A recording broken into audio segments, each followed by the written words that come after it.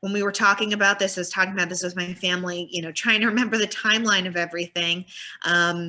It was like, oh, okay, yeah, I remember like mommy had a wig on for those events. So like that must have been when she was going through chemo, or like, oh, she had this haircut then. Like a lot of it was hair related. And I know that from the beginning, that was so much what she was afraid of, like losing her identity. But, you know, that's not what we identify her as. It was just as a timeline to remember, like, oh, this is when it, you know, she was going through like the, you know, the chemo and the hard parts, or oh, she was on a really good stretch at this moment. And so it was a lot of our childhood. And I think that was one of the things that, like, maybe a different perspective bringing to the podcast, because it's not something everybody goes through, is being a child and having this be such a huge part of your life. But there are, and the one thing I was like, okay, this is what I'm going to focus on. So many positive impacts that I remember throughout my childhood that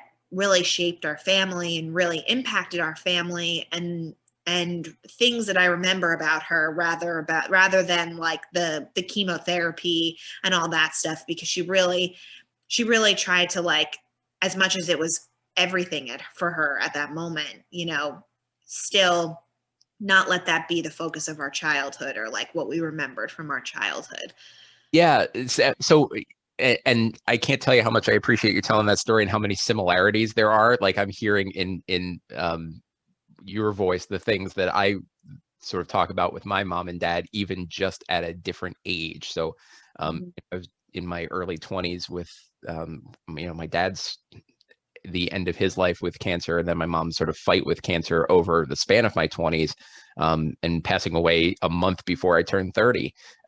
So, you know, I wasn't in those either pre-teenager years or those teen years, as you sort of experienced it. But I, you know, always sort of reference that I was a kid when I went through it with my dad in my early 20s, and I was very much an adult when I went through it with my mom in my late 20s. The different sort of times, I think, also shape who you are. But I also talk about that there were times where I always felt like with my mom, I wish I was 4 in a way, because if I was 4, I would have been shielded from all of it, and I could have just sort of like buried my head under a blanket, and I could have just Yeah. not thought about it because of that.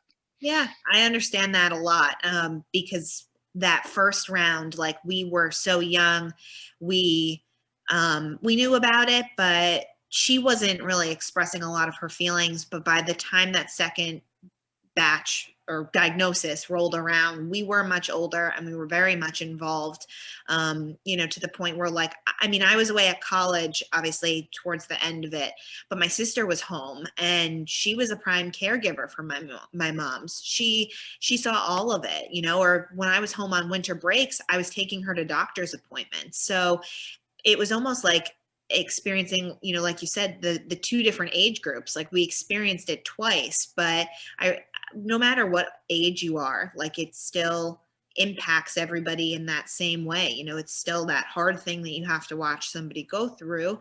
And um you're still seeing it as a caregiver, you know, no matter what age you are. And I don't know, I mean, there was parts of me that said, like, oh, maybe I wish I was a little bit older, because I would have, you know, sat down and had those milkshake moments like you had. You know, I Mhm. said, I'm like, I don't have a milkshake moment, you know, and maybe I did and I just don't remember it. But like, maybe I would have sat down and really thought about that, or put more, you know, realization into what was happening.